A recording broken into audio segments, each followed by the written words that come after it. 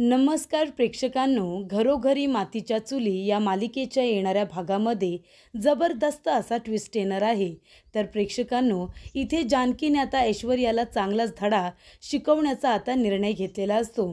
तिने ऐश्वर्याला गाफील ठेवत नानासाहेबांना दुसऱ्या जागी हलवून इथे ऐश्वर्याचा चांगलाच गेम केलेला असतो आणि त्याचबरोबर ऐश्वर्याचा खरा चेहरा सगळ्यांच्या समोर आणत इथे आता सारंगचे डोळेसुद्धा तिने खाडकन उघडलेले असतात।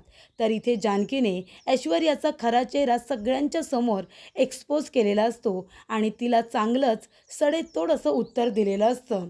त्यामुळे इथे आता ऐश्वर्याला कुठे लपू आणि कुठे नको असं करून ठेवलेलं असतं। तर इथे प्रेक्षकांनो, कशा पद्धतीने जानकी इथे ऐश्वर्याला गाफील ठेवत नानासाहेबांना दुसऱ्या जागी हलवते आणि सारंगच्या समोर ऐश्वर्याचा खरा चेहरा आणत त्याचे डोळे उघडते, आजच्या भागामध्ये सविस्तरपणे आपण बघूया। तर प्रेक्षकांनो, आपण बघितलं इथे ऐश्वर्याने रणदिवे कुटुंब उद्ध्वस्त करण्यासाठी सारंगबरोबर लग्न केलेलं असतं। कारण इथे सौमित्रबरोबर तिला लग्न करायचं असतं। सौमित्रबरोबर लग्न करत तिला इथे रणदिवे कुटुंबसुद्धा उद्ध्वस्त करायचं असतं, पण तसं तिला काही करता येत नाही। पण तिला आता इथे सौमित्रबरोबर लग्न करता आलेलं नसतं, तो राग तर तिच्या मनामध्ये असतोच आणि म्हणूनच तिला आता काही करून रणदिवे कुटुंबामध्ये येऊन त्या घराला तिला पूर्णपणे तोडून टाकायचं असतं। म्हणून तिने एक प्लॅन तयार केलेला असतो, ते म्हणजे सारंगबरोबर लग्न करायचं, म्हणजे आपल्याला रणदिवे घरामध्ये राहता येईल। एकदा का रणदिवेंच्या घरामध्ये मी राहायला सुरुवात केली की मग एक एक करून त्या घरातील लोकांनासुद्धा एकमेकांपासून तोडून टाकेन आणि ते आमचं रणदिवे कुटुंब, आमची एकी म्हणजे आमची ताकद, हे जे काही त्यांचे उद्गार आहेत ना, ते कसे मोडीत काढते असं ऐश्वर्याने ठरवलेलं असतं। आणि सर्वात महत्त्वाचं म्हणजे तिचा जानकी आणि ऋषिकेशवरती खूपच जास्त राग असतो। कारण इथे जानकीला जेव्हा कळतं सौमित्रचं अवंतिकावरती प्रेम आहे, तेव्हा जानकी अवंतिका आणि सौमित्र यांना सपोर्ट करते आणि फक्त सपोर्ट करत नाही तर मंदिरामध्ये त्या दोघांचं लग्न लावून देते। आणि थोड्या दिवसानंतर नानासाहेब आणि त्याचबरोबर सुमित्रा या दोघांच्या मनात त्यांच्याबद्दल जो काही राग असतो, तो राग रुसवासुद्धा ती बाजूला करून टाकते आणि मानाने अवंतिकाला आता या आशीर्वाद बंगल्यामध्ये तिला गृहप्रवेश करून घरामध्ये सून म्हणून सुद्धा घेऊन येते। तर हे सगळं जेव्हा आता जानकी करते, अवंतिकाला न्याय मिळवून देते, तिला रणदिवे कुटुंबातील सुनेचा अधिकार मिळवून देते, तेव्हा इथे आता जास्तीत जास्त ऐश्वर्याला त्या गोष्टीचा राग आलेला असतो। म्हणजे इथे अवंतिका आणि सौमित्रीला एकत्र आणण्यामध्ये जानकीने खूप मोठा पुढाकार घेतलेला असतो। त्यामुळे प्रेक्षकांनो, ऐश्वर्या ही खूपच जास्त कटकारस्थानी असते। तिला आता इथे रणदिवे कुटुंब हे हस्तखेळतं कुटुंब तिला उद्ध्वस्त करायचं असतं आणि तिने त्याला सुरुवात केलेली असते। आधी ती जानकीला थोडी घाबरत असते, पण जेव्हा जानकीला कळतं की ऐश्वर्या किती कटकारस्थानी आहे आणि ती आमच्या घरामध्ये फक्त आमचं घर उद्ध्वस्त करण्यासाठी आले, तेव्हा इथे जानकीने ऐश्वर्याला सडेतोड उत्तर द्यायला सुरुवात केलेली असते। तेव्हा ऐश्वर्याला बरोबर कळतं की जानकीने मला ओळखलंय आणि आता ती उघडपणे जानकीला चॅलेंज करायला लागते की तू म्हणतेस ना माझं कुटुंब, आमचं कुटुंब म्हणजे हस्तखेळतं कुटुंब, तुमच्या हस्तखेळतं कुटुंबाचं सगळेजण इथे नाव काढतात, सगळेजण म्हणतात की बघा हे एकत्र कुटुंब आदर्श कुटुंब आहे, या घराकडून काहीतरी शिका, असं जे म्हणतात ना। आता एक दिवशी तुझं हे हस्तखेळतं कुटुंब कसं उद्ध्वस्त करते तू बघच आणि सगळ्यांना तुझ्या नाही विरोधात उभं केलं ना तर नाव नाही सांगणार ऐश्वर्या म्हणून, अशी जी काही तिने जानकीला धमकी दिलेली असते ती तिने खरी करून दाखवलेली असते। आणि त्याचबरोबर ऐश्वर्या जानकीला म्हणालेली असते की 1 महिन्याच्या आत तुला या घरातून नाही धक्के मारून हकलून दिलं ना तर बघच तू। तर इथे ऐश्वर्याने ते सुद्धा करून दाखवलेलं असतं। इथे जानकीवरती नानांना जिन्यावरून ढकलल्याचा तिने आरोप केलेला असतो आणि त्या आरोपामुळे इथे आता सुमित्राचा गैरसमज होतो। सगळे लोक इथे जानकीच्या विरोधात उभे राहतात। ऐश्वर्या बोलते ते सगळं बरोबर, जानकीकडे कुठला पुरावा नसल्यामुळे तिला आपली बाजूसुद्धा मांडता येत नाही आणि ती सत्य सांगत असते, पण कुणी ऐकून घ्यायला तयार नसतं। त्यामुळे इथे प्रेक्षकांनो, त्यावेळेला सुमित्रा तिला घरातून हकलून देते। तेव्हा इथे ऐश्वर्या जिंकलेली असते. पण इथे पुन्हा एकदा सगळ्या संकटांवरती मात करत त्या घरामध्ये जानकी वाजत गाजत पुन्हा गृहप्रवेश करते. पण प्रेक्षकांनो, एवढं सगळं करून सवरून सुद्धा इथे पुन्हा एकदा ऐश्वर्याने नानासाहेबांना गायब करून इथे ऋषिकेशवरती खूपच मोठे आणि गंभीर आरोप केलेले असतात. आणि ते म्हणजे ऋषिकेशनेच स्वतःच्या वडिलांना मारलेलं आहे आणि त्यांच्या खुनाच्या आरोपाखाली ऋषिकेशला सुद्धा तिने अरेस्ट करायला लावलेले असते. पण इथे आता सौमित्राने ऋषिकेशचा जामीन करत त्याला घरी परत आणलेलं असतं. त्यामुळे इथे आता जानकीच्या लक्षात येतं की ऐश्वर्या काही कट कारस्थानं करायची थांबणार नाही आहे. तेव्हा इथे जानकी म्हणते, अगं ऐश्वर्या थांब, कुठेतरी थांब, नाहीतर याचा अंत खूपच जास्त वाईट होईल. तेव्हा ऐश्वर्या म्हणते, जे काय करायचं आहे ते कर गं, तुला कोण घाबरते आणि तुझी इथे बेगुनाही साबित करण्यासाठी तुझ्याकडे काही पुरावे आहेत का? तेव्हा इथे जानकी म्हणते, आता पुरावे नाहीत, पण लवकरच पुरावे घेऊन येईन आणि जेव्हा तो पुरावा इथे येईल ना, तेव्हा तुला कुठे तोंड लपवू आणि कुठे नको असं होईल. तुझा हा खोटारडा चेहरा आहे ना, ज्याच्यावरती तू चांगुलपणाचा आव आणून जी काही उघड माथ्याने फिरत असतेस, एक वेळ अशी येईल की नजर वर करून तुला बघायलासुद्धा मिळणार नाही आहे. तेव्हा इथे प्रेक्षकांनो, जानकी म्हणते, काहीही झालं ना तरीसुद्धा आता लवकरात लवकर नानांना शोधायला हवं. आणि इकडे तर आता ऐश्वर्याने हद्दच पार केलेली असते.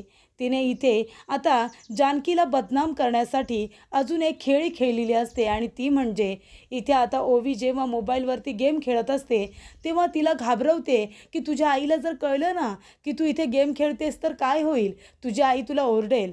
जानकी घाबरते आणि आपल्या आजीच्या रूममध्ये झोपायला जाते. तेव्हा ती आपल्या वडिलांच्या म्हणजे ऋषिकेशच्या मोबाईलवरती गेम खेळत असताना तो मोबाईल सोफ्यावरती ठेवून ती निघून जाते. तेव्हा इथे ऐश्वर्या ऋषिकेशचा मोबाईल घेते आणि त्याच्यावरून ती इथे वेड्यांचं जे हॉस्पिटल असतं मनोरुग्णालय त्याच्यामध्ये ती फोन करते आणि म्हणते की मी जानकी रणदिवे बोलते. आणि तिने आता तिथे गाडी मागवलेली असते सुमित्राला वेड्यांच्या हॉस्पिटलमध्ये घेऊन जाण्यासाठी. आणि जानकीला याबद्दल काही माहिती नसतं.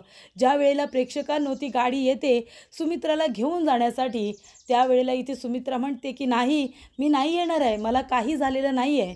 तरीसुद्धा इथे ते लोक सुमित्राला पकडून घेऊन जात असतात. आणि तेव्हा ओवीला शाळेत सोडून जानकी तिथे येते आणि जानकी त्या गाडीला अडवते आणि म्हणते की आईंना कुठेही घेऊन जायचं नाही, मी असेपर्यंत माझ्या आईंच्या केसालासुद्धा धक्का लागणार नाही आहे. तेव्हा सुमित्रा म्हणते, जानकी अगं बघ ना, मी यांना किती सांगण्याचा प्रयत्न करते की मी वेडी नाही आहे, तरीसुद्धा हे लोक माझं काही ऐकायला तयार नाही आहेत. तेव्हा प्रेक्षकांनो, जानकी म्हणते, तुम्हाला कुणी सांगितलं आई वेडे आहेत आणि तुम्ही इथे का गाडी घेऊन आलात, कुणी सांगितलं तुम्हाला?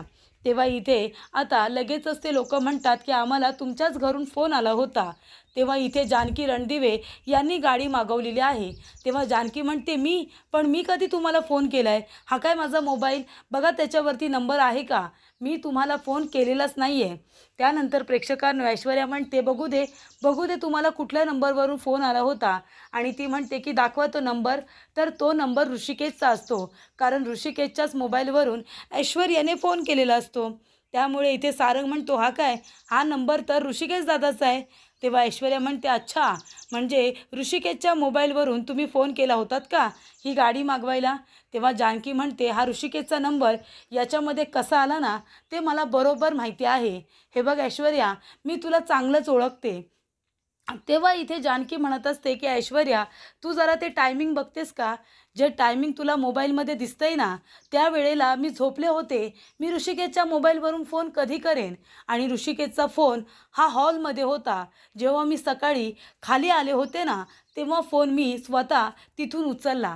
त्यामुळे मी आणि ऋषिकेश काल रात्री ह्या वेळेला आम्ही दोघेही झोपलो होतो आणि त्यांचा मोबाईल खाली ओवी गेम खेळायला घेऊन गेली होती आणि तो मोबाईल तिच्याकडे होता आणि तिने तो सोप्यावरती ठेवला होता. तुला काय वाटलं, मला माहिती नाही आहे का? ती वेळ जर तू बघशील ना, ज्या वेळेला एवढ्या रात्री मी का फोन करेन, मला त्या वेळेला माहितीसुद्धा नव्हतं की ओवी खाली गेम खेळते म्हणून. हे कारस्थान तुझंच आहे, कळलं ना? तेव्हा इथे आता जानकी बरोबर ऐश्वर्याला ओळखते, पण आता विश्वास कोण ठेवणार?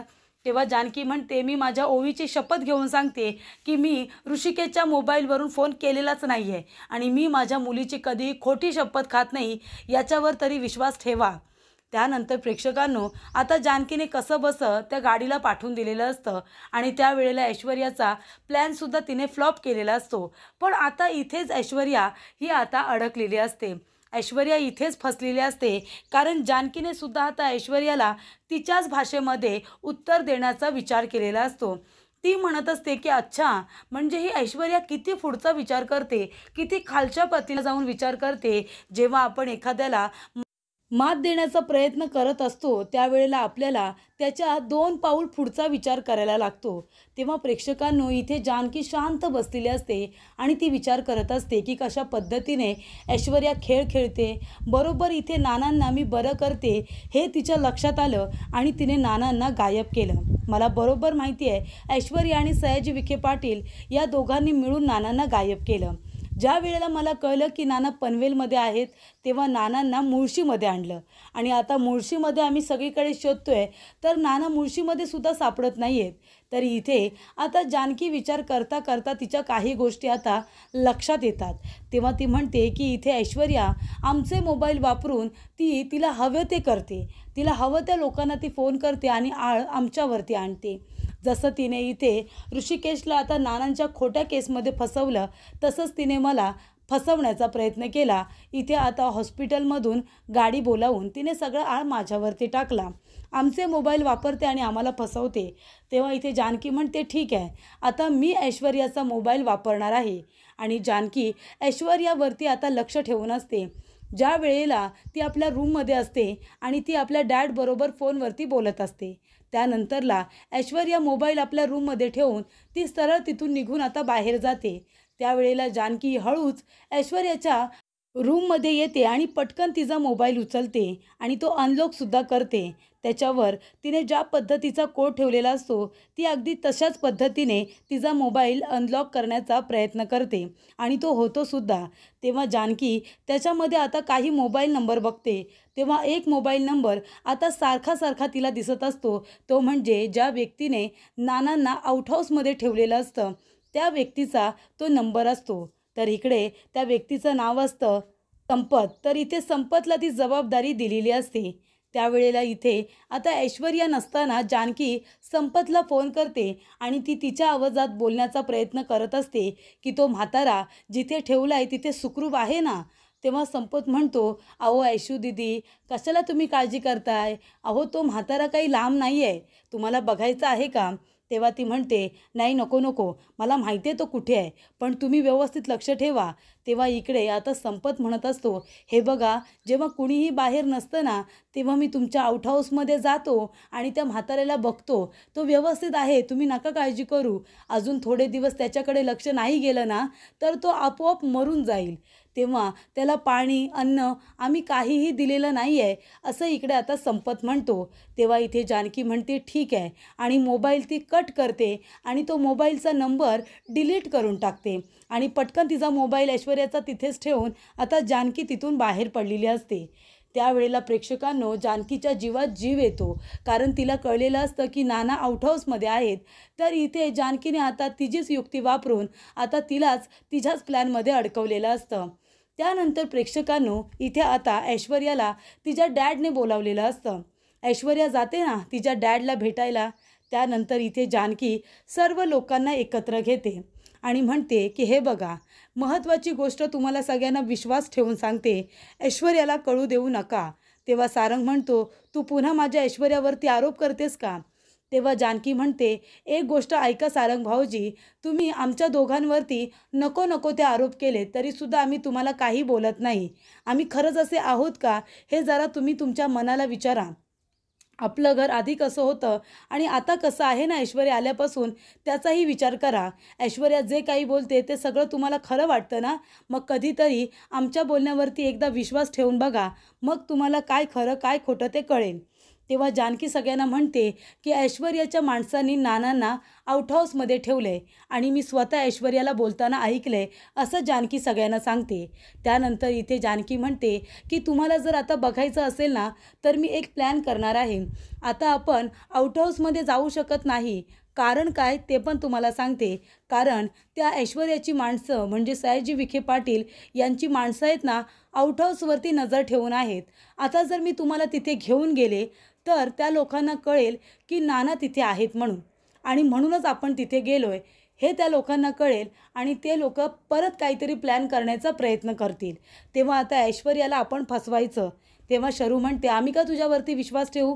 तेव्हा इथे जानकी म्हणत असते, का त्या ऐश्वर्यावरती विश्वास ठेवून आमच्यावरती एवढे मोठे मोठे गंभीर आरोप करताना, म्हणजे नाना आणि आई आमच्यासाठी सर्वस्व आहेत तरीसुद्धा त्यांना आम्ही मारलं, त्यांचे खून केले असे आरोप सहजरित्या करताना मग एकदा जरा त्या ऐश्वर्यावरती सुद्धा संशय घेऊन बघा. तेव्हा इथे आता शरूला तिने गप्पच केलेलं असतं. त्यानंतर इथे आता जानकी म्हणत असते की आपण इथे नॉर्मल वागायचं. तुम्ही लोक जसे माझ्याशी वाईट वागता तसेच वागा. ऐश्वर्याला आपल्यावरती संशय येता कामा नये.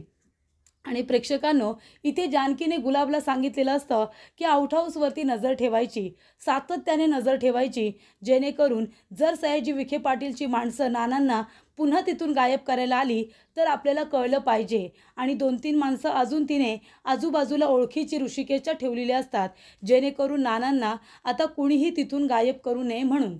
तेव्हा प्रेक्षकांनो, इथे आता ऐश्वर्याच्या लक्षात येतच नाही की नक्की यांचं चाललंय तरी काय. पण प्रेक्षकांनो, इथे जानकीने सर्वांना एक गोष्ट सांगितलेली नसते की तिने नानांना तिथून आधीच गायब केलेलं आहे. ज्या वेळेला इथे कुणीही नसतं ना, तेव्हा जानकी तिथे जाते आणि आउट हाऊसमधून नानांना एका दुसऱ्या ठिकाणी नेऊन ठेवते आणि गुलाबला तिथे सांगितलेलं असतं नानांची काळजी घ्यायला. आणि जानकी सर्वात आधी सुमित्राला नानांकडे घेऊन जाते. सुमित्राला म्हणते की आई चला आपण देवळात जाऊया, आणि ती नानांना आता त्या ठिकाणी घेऊन जाते ज्या ठिकाणी ऋषिकेश आणि जानकी ओवीला घेऊन राहत असतात. जेव्हा त्यांनी घर सोडलेलं असतं त्या घरामध्ये जानकी आता नानांना रात्रीच्या वेळी घेऊन जाते आणि सुमित्राला सुद्धा तिथे घेऊन जाते आणि म्हणते, आई आता बघा नाना जिवंत आहेत, मी तुम्हाला सांगितलं होतं ना, आता तुम्ही नानांवरती लक्ष ठेवा. आणि तिथे गुलाबची बायकोसुद्धा त्यांच्या बरोबरीने तिने लक्ष ठेवायला ठेवलेली असते. आणि जानकी इथे मुद्दामून गुलाबला म्हणते की तुम्ही आउट हाऊसवरती लक्ष ठेवा, जेणेकरून सगळ्यांना असंच वाटेल की नाना तिथेच आहेत म्हणून. तेव्हा इथे प्रेक्षकांनो, आता जेव्हा ऐश्वर्या घरी येते तेव्हा जानकी मुद्दामून गुलाबला म्हणते की गुलाबदादा, अहो मधुभाऊ गेल्यापासून त्या आउट हाऊसची साफसफाई झालेली नाही आहे. आपण एक काम करूया, तीसुद्धा व्यवस्थित रूम लावली पाहिजे ना. तेव्हा आपण दोघेजणं उद्या आउट हाऊस साफ करून घेऊया. तेव्हा गुलाब म्हणतो, मग आपण एक काम करूया ना, संध्याकाळीच आपण साफ करून घेऊया. तेव्हा जानकी म्हणते, नाही नको, उद्या सकाळी जाऊया, आता उशीर होईल. तेव्हा इथे ऐश्वर्या घाबरून जाते. जर गुलाब आणि जानकी दोघेजणं आउट हाऊस साफ करायला गेले तर तो म्हातारा त्यांना दिसेल असं तिला वाटतं. तेव्हा ती म्हणते, कशाला आउट हाऊस कशाला साफ करायचा आहे, तो आहे तसा बरा आहे. तेव्हा जानकी म्हणते, तू का बोलतेस ग, मला साफ करायचं आहे, मी करेन, तुला तर साफसफाई करायची नसतेच ना, मग तोंड बंद कर. त्यानंतर इथे जानकीने आता सगळ्यांना सांगून ठेवलेलं असतं की रात्रीच्या वेळेला ऐश्वर्या तिथे जाईल तेव्हा आपण तिचा पाठलाग करायचा. तेव्हा इथे प्रेक्षकांनो, आता ऐश्वर्या हळूच संपतला फोन केल्यानंतर त्यालासुद्धा तिथे बोलावून घेते आणि सगळे झोपलेत ही खात्री केल्यानंतर ऐश्वर्या जाते आणि आउट हाऊस उघडून आता नानांना शोधत असते. तेव्हा इकडे ऐश्वर्या सगळीकडे नानांना शोधत असते की कुठे गेला, कुठे गेला हा म्हातारा. संपत म्हणतो, अगं ऐशूताई, आम्ही इथेच बांधून ठेवला होता, हा म्हातारा गेला तरी कुठे, बाहेरून तर लॉकच होता ना. तेव्हा इथे प्रेक्षकांनो, आता ऐश्वर्याला माहिती नसतं की जानकी किती हुशार आहे. तेव्हा सगळेजण आता येऊन बाहेर हाताची घडी घालून ऐश्वर्याकडे बघत असतात आणि म्हणतात, शरू लगेच म्हणते की ऐश्वर्या काय करतेस इथे, नानांना शोधायला आलीस का. तेव्हा इथे प्रेक्षकांनो, आता लगेचच ऐश्वर्या घाबरते आणि म्हणते, नाही नाही. तेव्हा जानकी म्हणते, का गं, मी तर आउट हाऊस उद्या साफ करत होते, तो आत्ताच साफ करायला आलीस का. तेव्हा इथे ऐश्वर्या पूर्णपणे घाबरलेली असते. तेव्हा जानकी म्हणते, काय झालं, नाना इथे भेटत नाही आहेत का तुला, इथेच तर तुझ्या माणसांनी त्यांना बंद करून ठेवलं होतं, विचार याला कुठे आहेत आपले नाना. तर इकडे जानकी म्हणत असते की ऐश्वर्या चल माझ्याबरोबर, नाना कुठे आहेत ते मी तुला दाखवते. आणि इथे गुलाबला आता फोन करून जानकीने सांगितलेलं असतं की नाना आणि सुमित्राला घेऊन लवकरात लवकर घरी या म्हणून. अशा रीतीने आता जानकीने नानांना घरी परत आणलेलं असतं आणि ऐश्वर्याचा खरा चेहरा सगळ्यांच्या समोर आणलेला असतो. तेव्हा इथे आता शरू, सारंग सगळेजण तोंडावरती पडलेले असतात. ऋषिकेश आणि जानकीवरती झालेले आरोप हे खोटे आहेत हे सुद्धा आता जानकीने सिद्ध केलेलं असतं आणि इथे ऐश्वर्याला सगळ्यांच्या समोर एक्सपोज करत आता ऐश्वर्याची चांगली तिने कान उघडणी केलेली असते आणि ऐश्वर्याला ऋषिकेश आणि तिची माफीसुद्धा मागायला लावलेली असते. एवढंच करून जानकी थांबत नाही. तिची रवानगी आता पूर्णपणे जेलमध्ये करते आणि सयाजी विखे पाटीललासुद्धा ऋषिकेश नानांच्या किडनॅपिंगच्या गुन्ह्याखाली त्याचीसुद्धा रवानगी जेलमध्ये करतो.